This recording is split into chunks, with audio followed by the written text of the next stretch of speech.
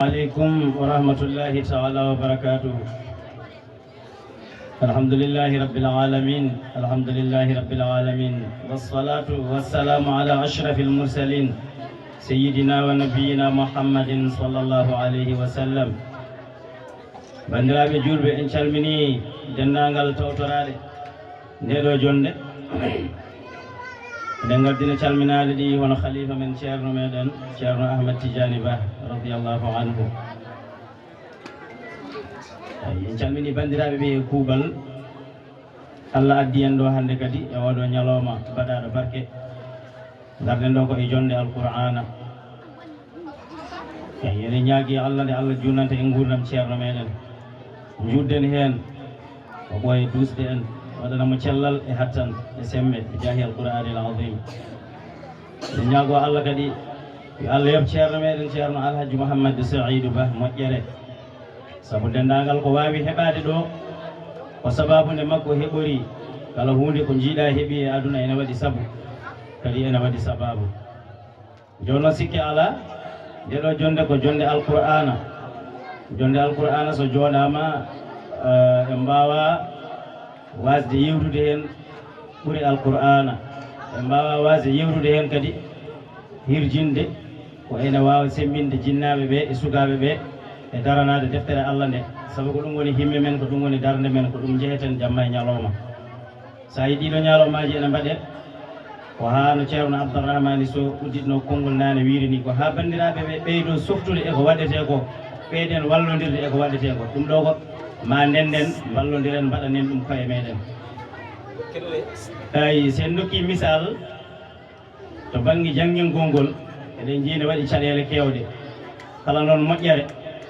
nde neɗɗo julɗo nde ganduɗa ene golla e muɗum alay saago waɗa caɗele waɗa jarabiyeji aduna. saabu hay ceerno puɗɗe cinci wuuro ngo eɗen gandi caɗele kewɗe garino. kala moƴƴere nde mbaɗata tan alay saago caɗele garat. cheyɗade yiɗat hebde hen gueɗal muɗum ha amna ɓalli waɗoɓe ɗum ɓe ɓe mbasa foccade e koɓe mbaɗata ko. ɗum noon ma ballodiren no fewi. jangguinoɓe alqur'ana ɗo e wuuro he eɗen gandi so rewi lawol fotiɗo wonde hedde temedde joyo jangguinowo, kono ko joguiɗen ɗo ko elle o saaha somi juumani ko hedde temeɗɗe ɗiɗo fawɓe somi juumani. eyyi joni noon eɗen gandi ko caɗele aduna waɗi ɗum. il faut mbattodiren hakkillaji no fewi, jinnaɓeɓe mbatta hakkille e jangde nde, mbatta hakkille e jangguinoɓe ɓe, surtout jangguinoɓe ɓe. vraiment onon jooɗiɓe ɗo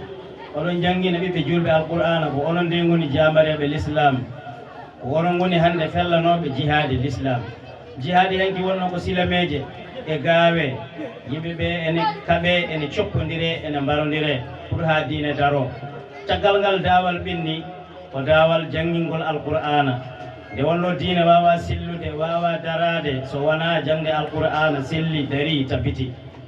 jangde alqur'ana noon so haalama ɗo e Madina Gounass eɗen gandi jangginoɓe ɓe eɓe tindi no fewi fodde bawɗe mabɓe.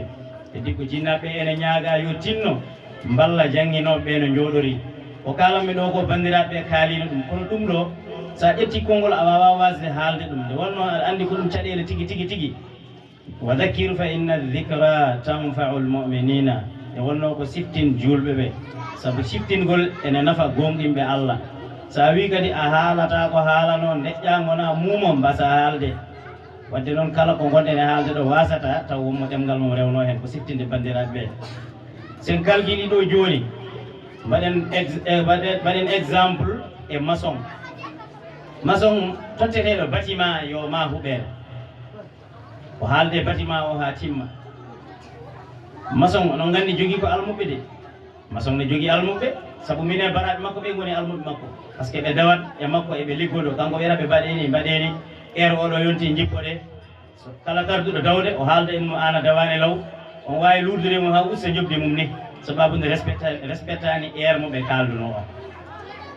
sa ƴetti maçon tottaɗo immeuble yo ma hande so tawi ko ɗo e wuuro he sen kalkili neɗɗo so tawi omo ƴetta maçon omo wallodire e mum maade, a yiyat maçon o yoɓete ko ujunere e temeɗɗe ɗiɗi walla ujunere. taw ko maçon goto mo ƴetti o itta ɗum e haalis mo totta yo mahiɗo o kanko maçon o. walla ala so tawi woni lewru maçon ene dawañal fof lewru ene yoɓe ujunere wona capantere ujunere wonata enen noon jangguinowo pour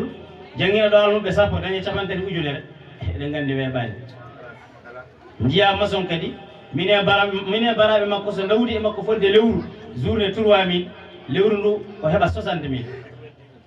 90 000 e 90 000 jafoɗon walla so tawi ko journée 2000 o heɓa 60 000 sa qimima a tawat heure moɓe dawata o e heure moɓe jippoto o e heure enen jangguinoɓe daweten o e heure jippotoɗen o wona gotum ni enen dawete ko law ene waɗi dawoɓe hen 6 heures ne waɗi dawoɓe hen 7 heures no alhaaliji mbaadi no dawoɓe hen guila 5 heures yayi joni noon jooɗoɗa ha midi mbaɗa pause sa waɗi pause jaa poftoɗa so battari ari gottoɗon almuɓe garta duɗal an ceernajo o garta duɗal jooɗoɗa kadi aɗa janggina gona ɗon ha 18 heures walla ha 17 heures dartinon juulon takkusan gaynon kontina almuɓe gona e dursitade walla alas aɗa jogui tableau aɗa janggina sukaɓeɓe ko fate diine banggue fiqhu walla hadith e ko nandi hen wona e jangginde ɓe garañi bénéfice laabi ɗiɗi adan eɗen gandi ndin juɓɓudi alano ɓe janggat alqur'ana kadi ɓe janggora diine mabɓe kala mo Allah waɗi woppi jangde law so yeehi yalti duɗal ngal taw ene faami diine muɗum ɗum adan law alano nde wonno aduna ko ene yaha tan ene waylo eyyi joni noon ɓe wi ko durma addahari kayfa ma dara wa daarihi fallabibu man dara yirloɗo e aduna kala no aduna yaari ko noon jarata kala no aduna yaari yirloɗo e aduna jaada e aduna neɗɗo ƴoƴƴo o jaadowo e aduna enen goni aduna ko enen gonɗo ko enen yimɓeɓe mbayloto alhaaliji men foof mbaylo mbayenno en mono en mbayano adan sohlaji men kewano jiiɗa e hande sohlaji men ene keewi yayi no mbiɗen ni hande eɗen mbawno no ceerno babagal wino nani ni eɗen mbawno yaade ɗannoɗen walla darto en goɗɗum mbasen jangginde kono so en mbaɗi noon nden qur'ana hol jangginowo eyi koto maçon to gonɗoɗen wona ga paaɗen garten toon mine bara won wawi hebde e lewru he 90 000 sappo e jeegom ujunere so hoddiraɓe an janggi heddi noon jangde kañum neɗɗo o aɗa wawi jangginde almuɓe ha sappo ha nogas ha capantati so en jii jangde nden wayni eɗen jogui caɗele neɗɗo goto o janggine fodde capanɗe jeegomo almudo capanɗe jeetato almudo taw ko neɗɗo goto eɗen gandi neɗɗo goto wawa jangginde ɗum kono ko holɗum o alano waɗi holno waɗata alay saago o jaggat sukaɓe tan o jangginaɓe holɗum ko jangginoɓe ene manki e wuuro he so tawi ko gonga ene manki leegal foof so rewi lawol ene fonno jogade fodde jangginoɓe capannayyo jangginowo kala leegal taw kadi leegal ngal ene walla kam famɗi foof nogas e joyo ha capantato taw leegal ngal ene jogui ɗum jangginoɓe ene janggina jangde rewde lawol ɗum woni sa addanama baydaji jogo limite jogoɗo haaɗi jangde ene jogui no yarata ene jogui programme wona aɗa addane tan aɗa jowane kono enen sifa men o a wawa wasde jowanede a wawa salade jowanede ala no mbaɗɗa yimɓeɓe leegal ngal ene heewi sukaɓe an ka jangginowo onon jangginoɓe leegal ɓe on ɓurani sappo onon jangginoɓe e leegal ɓe on ɓurani sappo jangguinteɓe ɓe ɓe goni fodde 100 walla 400 so tawi a addanama sukaɓe mawne addanma ɓiyum kawma addanma ɓiyum koddiɗo ma addanma ɓiyum jinnaɓe ma gaddanma ɓiyum musidɓe ma gaddanma ɓiɓɓe mumen a wawa salade hay saɗa salo ko adan ɗo tan so yeehi ha ɓooyi a foltete donka salade almuɓe ɓe keewa kono sonno jangginoɓe ene keewi tan a yiyanno sa addanama ɗo capantaro goɗɗo kadi nawne capantaro kono noon jangginoɓe foof ɗum fo e hewde nde wonno eɓe gandi so ɓe jaggani sukaɓe ɓe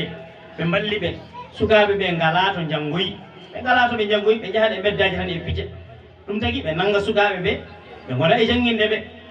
ɓurɓe hen saɓorde haqqillaji ɓe Allah walli woda ko Allah rokki ɗumen heddiɓe ɓe dañani ɓe daña ko wiyete needi hay sinno dañani gandal daña ko wiyete needi ɓe daña needi ɓe daña kadi no ɓe gandiri diine mabɓe taw so ɓe jalti janggo e jaam ɓe perdoyta ko ɗum ɗo addi ɗum jangde waɗi ko organisation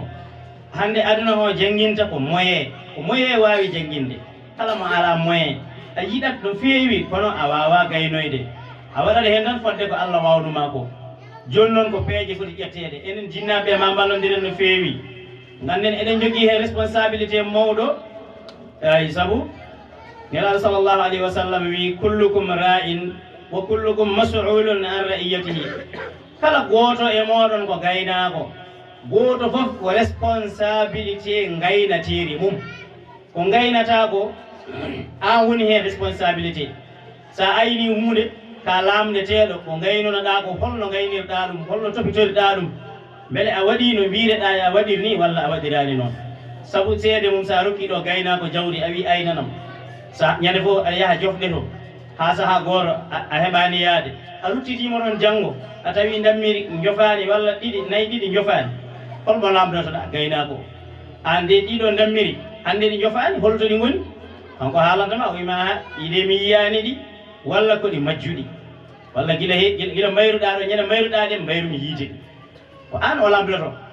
enen enen jinnaɓe ko enen goni responsabilité jangde sukaɓe ɓe sa yeloyi to ɓiye jangga ko an andi ko responsabilité pawiɗo e dow hoorema ko Allah fawi ɗum e ma wona janguinoɓe pawi ɗum e ma de mbatta hen hakkille no feewi sa ñagoto ceernajo o jamguinenama saabu Allah ko responsabilité e ma sa yoɓat janguinaneɗa jangde rewne lawol ko responsabilité ma eɗen gandi noon neɗɗo o wawata janguinde jangde rewne lawol o tawa alhaaliji makko no timmi neɗɗo mo alhaaliji mum timmani wawa topitade golle ɗe ɗe ndewa lawol no ɗe poti wawde rewirde lawol ni alay saago ko joom galle ko dartoyowo janguinaɗo ha 2 heures ha 10 heures ko nandi amen facca moriyel ma paya jeere aɗa waɗa ya encaissé ceerno Ousmane en ɓen min kewi tawde ɗon ɓe mbatte maɓɓe aca pola ɓe mbiyami eyyi joni yaha janggo jaggu ɗum ɗo aɗa andi on baaɗo noon hayso yiiɗi e jooɗade e duɗal he fodde heure-uji ɗi jangde rokki yo jooɗe e duɗal he ha ɗi timma o wawa alay saago o waɗa hen pause o yaha kadi o ƴeewa galle makko no wurdi ɗum de kaalambi ko wiyoɓe ɗo ko jobdi ɓe ko ɓe kaalami ɗo haala muɗum mi haalani noon kam ɓe joɓaka ɓe wiyeteɓe ne joɓa wiyeteɓe ko yoɓoɓe ɓe ko ɓen kalda mi taw kadi hay almuɗo goto mankata ko ɓen kalanmi ɗo haala mumen janguinowo o wawa jooɗade tan taw o lijitoyani haydara ko amma yoɓoɓe ganduɗa ko sappo joɓata nogas joɓata tapanɗe jeegom ɓe joɓata on haala mum haalaka emo ganduɗa ko ɗiɗo joɓata walla hay duɗal ngal fof joɓata ɓen haala mumen haalaka ko gonga eyi aɗan zamanu o no wanoni natti waade noon nden aɗa wawno wonde janguinowo so ndungu ari ndemna sukaɓe ɓe daño hen ko poɗɗa dañde kono joni mi wiyani a remnataɓe a remnaɓe kono wona kamɓe foof ndemnata sahaji ni ko nafata ko ɗum heddottako e ma koko ɓurani wawde nafde koko ɗum keddottoɗa mbaɗa guesel ma donka dañde no jiɗirɗa ni aɗa dawa subaka aɗa dawna baydaji wona heddiɓe ɗon ɓe zaati jangde mabɓe yahani demal ma yahani sonno noon waɗano programme joni mbiɗa an a remata an jooɗo janguina ndungu e ceeɗu ka janguinowo ɗum ko enen jinnaɓe enen rennogo ko enen mbaɗanta ɗum programme koye men kala ko jiiɗa ko pellital kala ko eɓɓa yimɓe foof jaadi hen haqqillaji mumen ene hen pellital mumen ene hen so ƴetti ɗum tan gaynoya saabu gandirta ɗum neɗɗo o omo jogui galle makko omo jogui rewɓe makko nayi walla rewɓe tata omo jogui ɓesgu makko kono kala no waɗi fodde ko foti waɗandeɓe ko fodde ko foti waɗandeɓe ko ɗum ɗon alay saago o lijitat holno waɗirani ɓe ɗum ha ɗum timma joni noon titoɗen ballodiren wata keetinen jangde nde caggal jangde nde foti ko hedde yeeso kayɗe foti hettinede yeeso eyi saabu ceerno men ceerno alhaji mouhamadou saïd radiallahu anhu o wasiyi en o yamiri en ko yen janggu alqur'ana toujours eɗen keeɗo e bandaji makko jangue alqur'ana janguine ɓiɓɓe mon alqur'ana jangue alqur'ana janguine ɓiɓɓe mon alqur'ana nde wonno kanko sa yi o dañi ko woni lasli o ko adi ko taw ko alqur'ana saabu nde o yontinade jangde kanko ceerno men radiallahu anhu o naat jangde o jangi o andi o jangi fannuji fonnoɗi jangueɗe ɗi ha o gayni o jangi fannuji ɗi o fonno jangude ha o gayni caggal toon o wawi janguinde yimɓeɓe holno yimɓe mbawata topitorade diine mumen o jangu ha o gayni ko gandal ngal de sakki tawo nde o fonno jangude nde o jangu nde o jangi ha o gayni o wawi arde ɗo o sinci wuuro makko o wawi janguinde yimɓeɓe holno diine laaɓɗo ceer gollirte saabu nde o ari ɗo o ari ɗo ko ladde mere hay hunde ala ɗo ne wari ɗo ko ladde mere hay hunde ala ɗo o sampi ɗo sabu heewi yahoɓe e ladde campa cuuɗi walla campa gure kono hay gooto gabbotako ɗumen toon kono yahoɓe e ladde ni taw ko jawdi nawi jawdi mum en nawi ɗumen ladde to nde wondon ko noon jawdi ndi moƴƴata ɓe jaaha ɓe gona toon walla ala ɓe jaaha e nokku tan ɓe cicca wuuro ɓe gona ɗon kono hay gooto abbotako ɓe ɗon ɓe gandi noon ene serti e ceerno meɗen radiallahu anhu nde o ari ɗo wonɓe o ardi caggal mom yimɓe ne ngara kala gonnoɗo e joogli aduna o jiɗɗo diine laaɓɗo cer sunna laaɓɗo cer laaɓtuɗo abbibama mo ga ngam dandude diine mum ngam moƴƴinde sunna mum ko on sifa o ardi ɗo kono adi ko gandal sabu jimo wi al ilmu yarfa'u baytan la imada lahu wal jahlu yahdimu baytal izzi wash-sharafi eɗen gandi gandal woni hunde fof so en eɗen mbawi wonde ɗo e wuro ngo ene waɗi anduɓe seeɗa caggal mum Allah yaltina e wuro he gando mawɗo taw gando o woni ko e galle mo ganduɗa galle o wona galle inne ande en ɓe gandaka ko yimɓe yawaɓe yimɓe nufluɓe yimɓe lesɗuɓe martaba kanko gando o Allah waɗa o suppino e nder on galle jiya galle o huɓɓa yimɓe foof mbatta arde e galle he nde wonno ko gandal ngal waɗi ɗum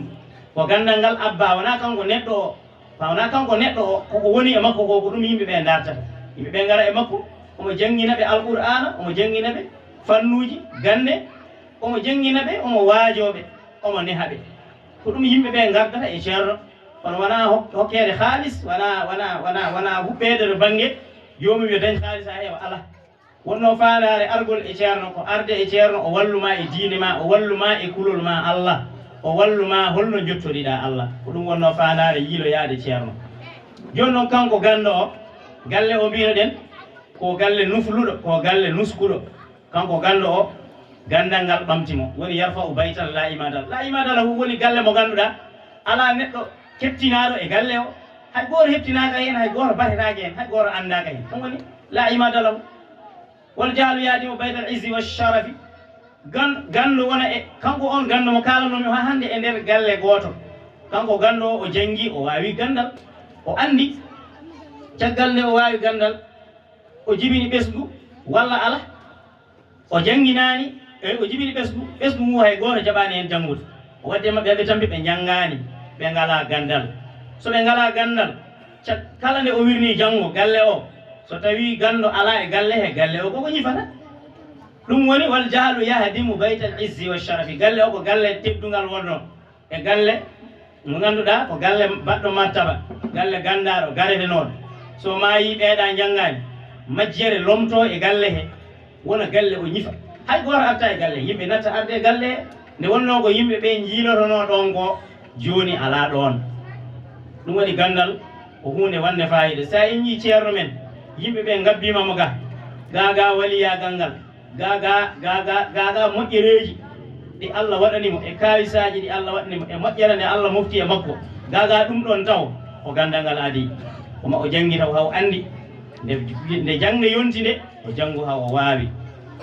en paami o ari o sampi wuuro makko o woni e jangguinde Allah ena adda yimɓe ene gabbo Allah ena adda yimɓe ene gabbo so jii wuuro ngo hande ɗo yarata ɗo no yimɓeɓe poti hande ni e ñalawma mo wuuro ngo sinceteno eɗen gandi haqqille on saaha haqqille miijotonoko ngal ɗo dental kongal ni ene wona e ngoɗo wuuro walla wuuro ngo ene yaaja ha yetto oɗo saaha nde wonno on saaha noɓe ponno ni on saaha eɓe mbawno miijade kewendi kono taw haqqillaji mabɓe jottinani kewendi ndi ene yettoɗo ay joni noon ha hande ko sifa gandal kalanoɗen mataw l'imamu Shafi'i omo yimi jimɗi o wi ra'aytu l-ilma sahibuhu karimun walaw waladathu aba'un li'amu wa laysa yazalu yarfa'uhu ila an tu'azzama amrahu qawmal kiramu wa yattabi'unahu fi kulli halin kara'i ad-da'ni tatba'uhu as-sawamu ولولا العلم ما عرفت رجال ولولا العلم ما سعدت رجال ولا عرف الحلال ولا الحرام. نقول الإمام الشافعي o yimɓe ɗo jimdi ko fati e gandal o wi ra'aytu l ilma mi yii gandal sahibuhu karima joom gandal o tedduɗo gando kulɗo allah allah wawa tan ko teddindema o wi mi yii joom gandal ene woni tedduɗo walaw waladatu hay sinno jibinimo kanko gando o aba un ko waabiraɓe li amun waabiraɓe jasɓe waabiraɓe ɓe ganduɗa ndewata allah ganda allah ngala haaju e diine ɓe jibinamo allah waɗamo gando hay sinno ko babiraɓe jibinɓe ɓe ko noon mayi jiya allah waɗamo neɗɗo teddude wala waladat ha aba un li amun wa laysa yazalu o wi serani walaysa yazalu yarfa'uhu serani yimɓe ɓe ene ɓamtamo ene mawninamo ene teddinamo ila an tu'azzama ha mawnine amrahu fiyaku makko woni gueɗe makko ɗowmal kiramu to yimɓe tedduɓe eɗen gandi nden gando so feeñi en woni e gurel ladde hay goto anda ɗum yahat ko habaruji geggata ene nawa kaari ko gando ha o yettoyo lamɓe nden parnortono ko anduɓe ɓe joddotono ko anduɓe ɓe distodiranno jiiɗa e lamɓe men hannde wona gotum gonga ni lamɓe men hannde ne distodira e anduɓe kono ko anduɓe ko faati e gueɗe aduna ko amma ɓeeto men lamɓe ɓe ganduɗa adiɓe taw ko julɓe ɓe distodira e anduɓe ko faati e diine anduɓe e mbajoɓe eyyi hay sinno waɗino won hen lettannoɓe anduɓe jaadani e anduɓe ɓen taw ko lamɓe bonɓe kono ko amma kala lamɗo moƴƴo on lamɗo a yiyat o teddinowo gando